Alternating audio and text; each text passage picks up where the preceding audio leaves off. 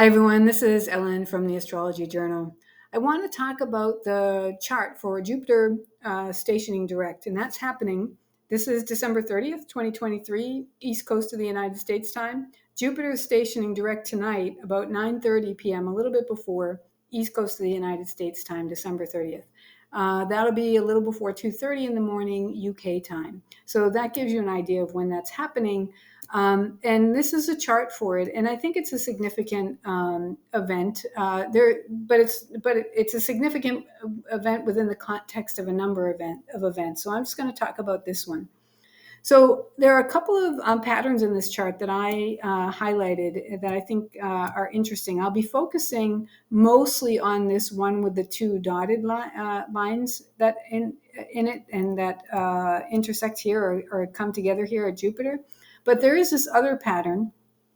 It's a T-square that involves an opposition between Saturn and the Moon, and then two squares, one square from the Moon to Venus and another square from Saturn to Venus. And this is a standard pattern. It's called a T-square. I'm not going to look so much at that one, except that it's there and it's interesting because Venus is at the apex, and Venus in traditional astrology is known as one of the benefics, and Jupiter is the other benefic. So we have one benefic at the apex of this pattern, and this other non-official pattern, but nevertheless involving Jupiter. We have Jupiter at the apex of this pattern. Jupiter is in Taurus, and that's ruled by Venus, and Venus is in Sagittarius, and that's ruled by Jupiter. So we have what's called a mutual reception. So the benefics are working together. And I think that's a really significant thing. One of the things that I keep noticing about charts is that they're always set up to help us. We may be going through very challenging times, but they're sort of always set up to help us. Even when we let's look at this other triangle pattern. We have Jupiter in this aspect with the South Node. This aspect is a keen decile, and that's a very intense aspect, or it's an aspect that I would say denotes intensity. I feel like the aspect is there to help us, to give us stability, to help stabilize us through an intense period. So that's how I think about that aspect pattern. And then there's this other aspect between Jupiter and this is Mercury, and this is a sesquiquadrate, and that's an aspect of growth that's the way that I think about it, and I'll talk more about it in a bit.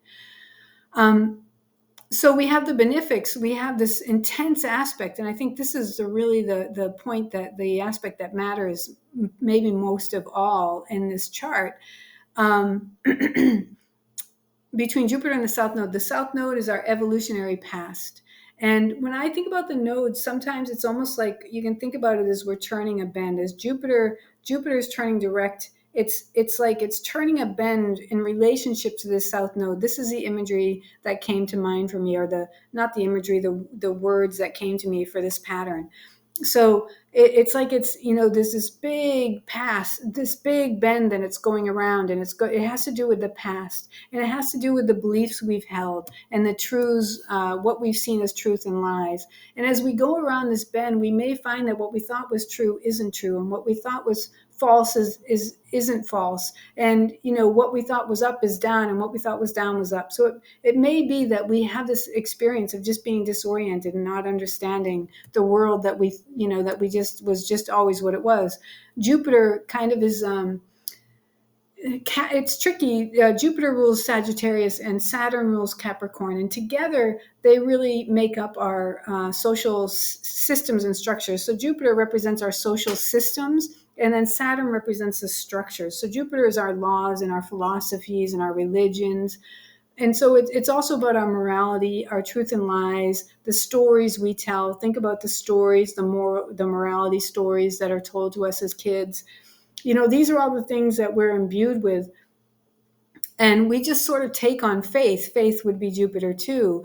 And it may be that as we go around this bend, we start to see things differently. And what we thought was true isn't anymore for us.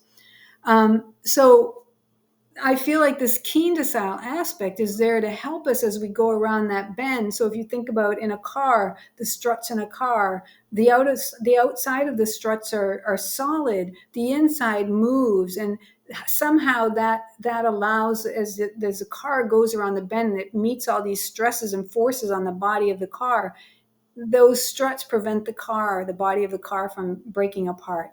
And so I feel like that's what this is. We're going around this bend and we're going to be maybe seeing things in a different way. And it may just be really kind of disorienting us. And so the struts will help us. And the other piece here around that idea of disorientation is that Jupiter is in Taurus. And this is really about slow and steady. And I was listening to the astrology podcast, their 2024 predictions.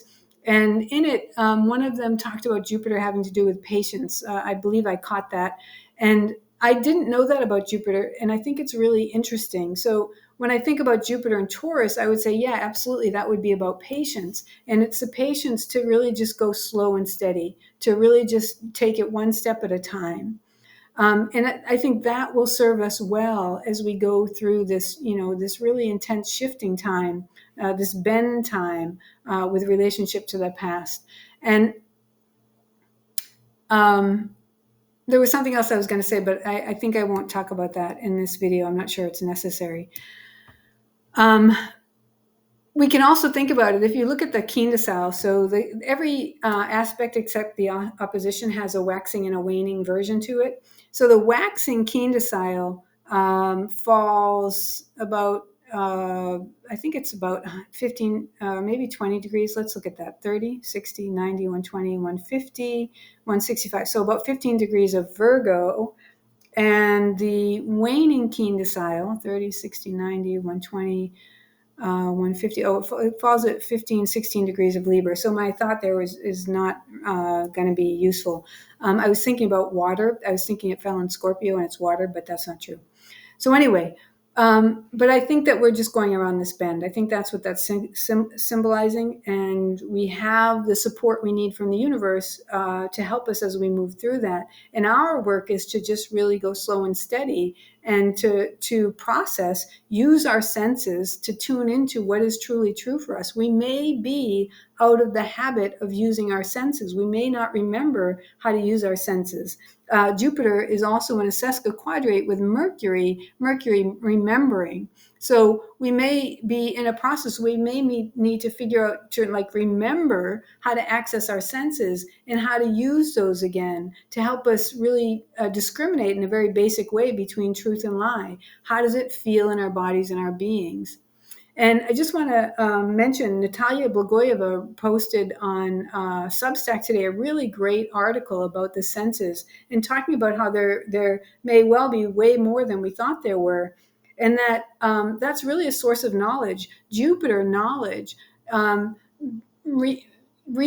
with our senses is a source of knowledge for us, especially a source of inner knowledge for us. And that may be one of the asks for us, or one of the calls for us during these times, is to reconnect with our senses and really learn to work with them. I find it, when I start something new, I find it's like a muscle that's turned off, that's asleep, and you don't even know how to access it.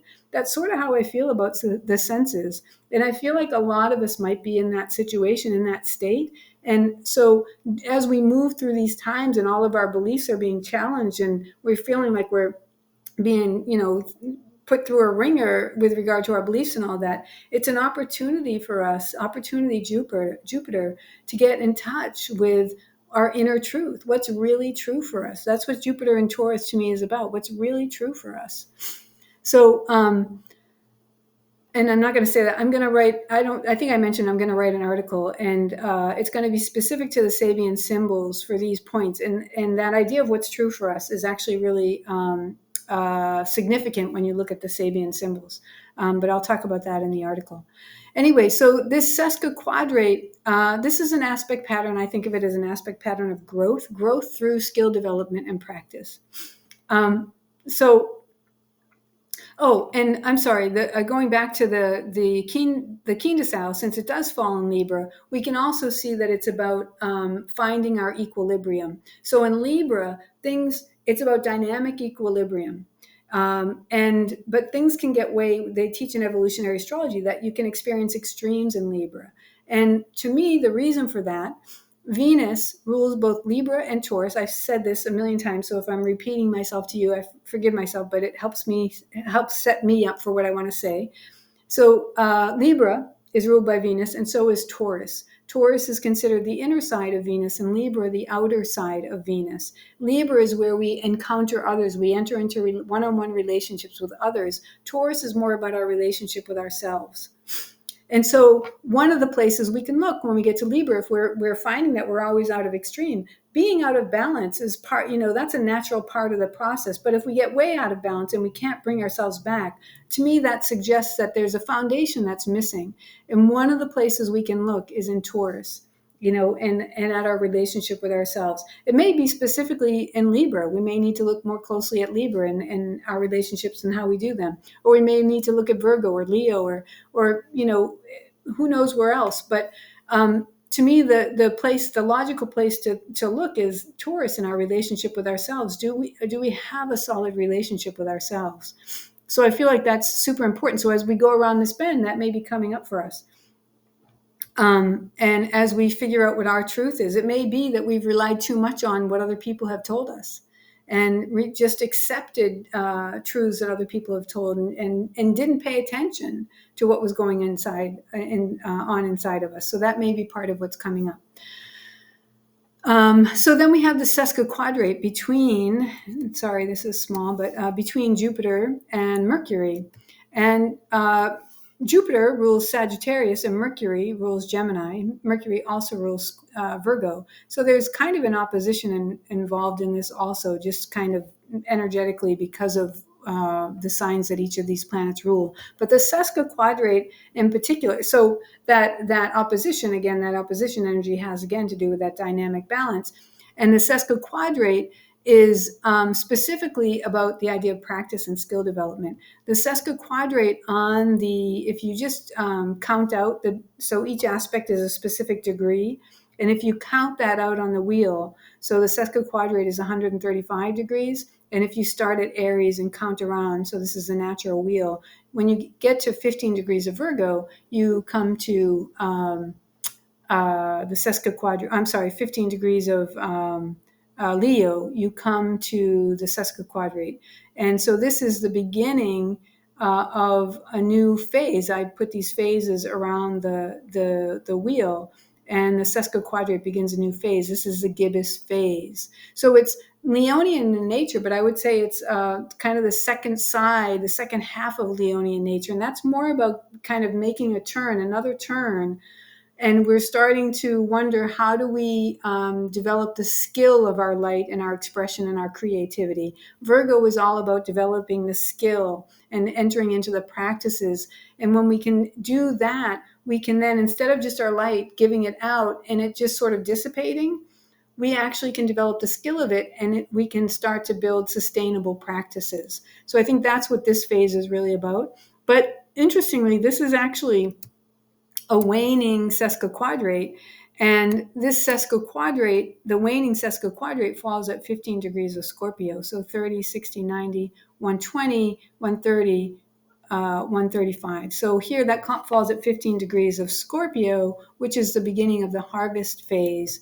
And that, to me, has to do with a commitment and choice.